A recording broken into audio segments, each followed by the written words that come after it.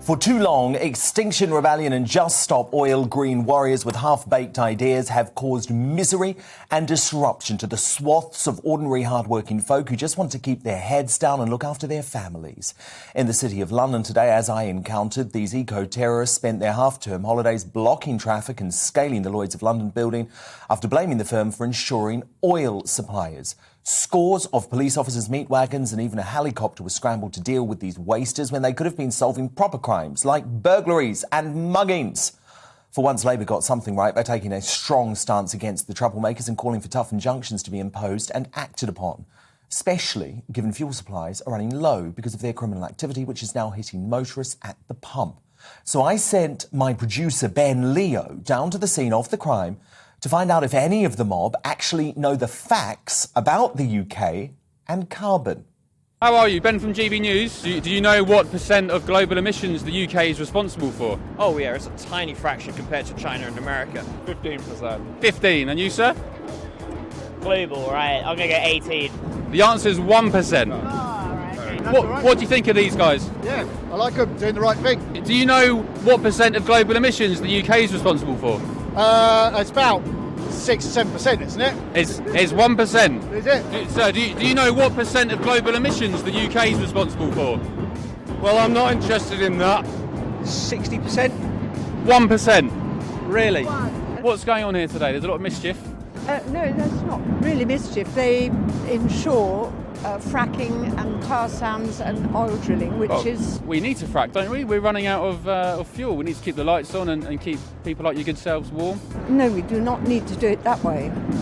Do you know what percent of global emissions the UK is responsible for? 1%. 1%. 1%, and none of them knew, did they? So tonight I'm asking you, should criminal eco-campaigners be banned from Britain's road network? Send in your thoughts to Dan at gbnews.uk, tweet me at gbnews, and while you're there, vote in our Twitter poll. But joining me to debate this tonight is author at Conservative Woman, Cathy Ginjal, who thinks XR are effectively a hostile nation, putting Brits under crippling Russia-style sanctions, and Extinction Rebellion spokesman Chris, who reckons turning the screws on the sometimes criminal activities of protesters is wrong. So, Chris, I believe you were one of the folk arrested recently at Extinction Rebellion's blockade of the Gateshead Amazon depot. Do you think it's smart to waste police time like you're doing when they should be focused on solving crimes? Well, I mean, to be honest, I think a lot of Extinction Rebellion would wish that the police weren't as involved in our activism. Our human rights dictate that we have a fundamental right to protest. It's covered under Articles 10 and 11 of the European Convention. Chris, I've got to pick you up there. This is not activism. It's criminal behaviour. It's eco-terrorism. Protest all you like, but you're not doing that, are you? You're breaking the law. Well, I mean, the sad reality is that if there is no disruption, these issues aren't noticed. I think we both know that I got this slot on your show tonight because of the disruption caused by this protest. I don't see you inviting, Friends of the Earth or Greenpeace onto this show to discuss these issues. It's the reason why Extinction Rebellion is so well known is because of the disruptive tactics. And they're working as well. It's completely shifted the debate on climate change. But look, I showed all of those protesters, speaking to my producer, Ben. They didn't even know the amount of carbon that the UK emits, that it's 1%. These people don't know what they're talking about, do they? It's like a cult. It's like you're all brainwashed. Well, on the surface, Dan, it's 1%. But let's be honest, you phrased the question quite wrong. The real amount of emissions that the UK are responsible for, in the City of London alone, they are, funding fossil fuel projects all over the world. And one thing that I'd also like to say, the people interviewed or that your producer went up to, I think only one or two of them were actually part of the protest. The others were bystanders. But what we're calling for is an end to all new fossil fuel investments. In the UK, they don't take into account things like investments or flights. Some of those people in suits are actually supporting you guys. I mean, Cathy Ginjal, it's shocking to see that, isn't it? Some of these city boys are getting behind Extinction Rebellion. But what do you think, Cathy, about this? I've got another question for you, which your reporter could have asked. What percentage of the carbon dioxide is in the atmosphere is produced by man, and what by Mother Nature? Question, do you know? 5%. Was that to me? So, well, to anybody. So there's been tremendous sort of like propaganda on this that's been backed by everybody because it's such a woke subject, and people think that they're virtuous doing it. But your reporter showed the real ignorance, and it's pretty shocking because the climate scaremongering and the climate activism actually is by far the biggest threat to mankind and humanity than climate change. Climate change, whether it's anthropomorphic or natural, is really pretty minimal. And there's been incredible scaremongering that's caught on from top to the bottom that isn't even really reflected in the actual IPCC figures if you look at them. So it's very worrying. I would like to go back to Boris Johnson on this. I'm thrilled that Labour have finally actually seen sense and doing some proper opposition today, as well as his ridiculous apology. I would have liked to have seen Boris Johnson condemning and sacking Ben Goldsmith for aligning himself with what's effectively a terrorist group that's causing deep damage to people. Well, how do they think hospitals and schools run without oil and petrol and energy? How do they think ambulances run? Do they actually stop to think, I'm sorry, young men like you, do you think a little bit further on what you're actually doing for people? Do you think about that, Chris? I mean, I'm actually quite shocked, to be honest, that it's 2022 and I'm sat on a panel with someone that doesn't believe in man-made climate change. That there is a scientific consensus on this. Over 99% of climate scientists agree that the climate is changing, and that the primary response of this, the primary fault of this, is through man-made factors such as the burning of fossil fuels. You mentioned the IPCC report. It said that we're on track for over 3 degrees of global warming, and it said the UN Secretary General said that climate change protesters are often depicted as a dangerous radicals, but the real radicals, dangerous radicals, are those that are not shifting away from fossil fuels. But Chris, okay, let me pick you up on that. You just say the real radicals are the people who are not moving away from fossil fuels. Have you not seen what the UK is doing? We are moving away from fossil fuels at a rate faster than most of the Western world. I would argue we're actually going too fast to net zero. It's going to cost the economy too much too soon. And in fact, we need to be putting the pressure on countries like China and India to change rather than doing too much too soon ourselves. But I just think fundamentally you're trying to ignore the fact that we are doing so much to move away from fossil fuels already. I'm not ignoring that. There have been steps that have taken, but they are nowhere near the scale that is needed. You know, the government. Okay, so how do you want people to heat their homes? To explore North Sea oil. How do you want people to heat their homes?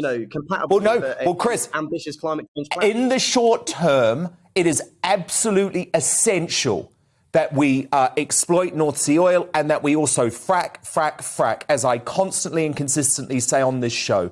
Because I'm sorry, you must look at what's happened in Europe and think we can't be reliant as a country on Vladimir Putin for our energy supplies. I just don't think you're in the real world, mate. You don't know what's going on. Do you want people shivering in their homes, unable to pay their electricity bills? Do you get it? This is a crisis. I mean, not being responsible, not relying on Vladimir Putin for our energy supplies is one thing that we can agree on, Dan. So, I'm glad that we can get one thing on there. But the fact of the matter is, this is the perfect time to switch to renewables. Why would we invest in more fossil fuel projects when we can build up the infrastructure now for renewables and take it to the people for a citizens' assembly, give the power to the people to decide. Kathy, we're not ready to do that, are we? We're not ready to do that. If you read any sensible piece of research, we're not ready. We're not technologically ready. It leaves a huge energy gap. It leaves us with huge energy security. If Extinction Rebellion want to depopulate the world, if Extinction Rebellion are happy about people dying, businesses closing, yes, we'll follow that policy. The reason we're in the energy crisis we're in now, the reason that energy prices have just doubled this month and probably will do again by next October, is because of the renewables policy through from Tony Blair till now, which has never been realistic. And very sadly, the Conservative government, instead, particularly Boris, who's far too close, by the way, to Extinction Rebellion nuts as far as I can see, has not stopped to look properly at what they're doing. This is endangering us. This leaving us without energy, leaving things not working. The cost, even for his 2050, net zero 2050, is between 500 and 800 billion at the least. And even then, wind's not reliable. Solar batteries will blow up. These are not safe and secure methods of energy Chris, production. how do you respond to that?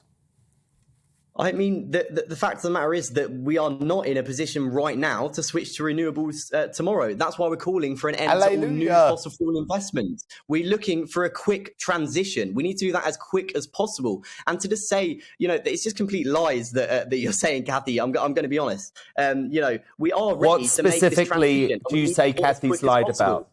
What specifically is Kathy lied about?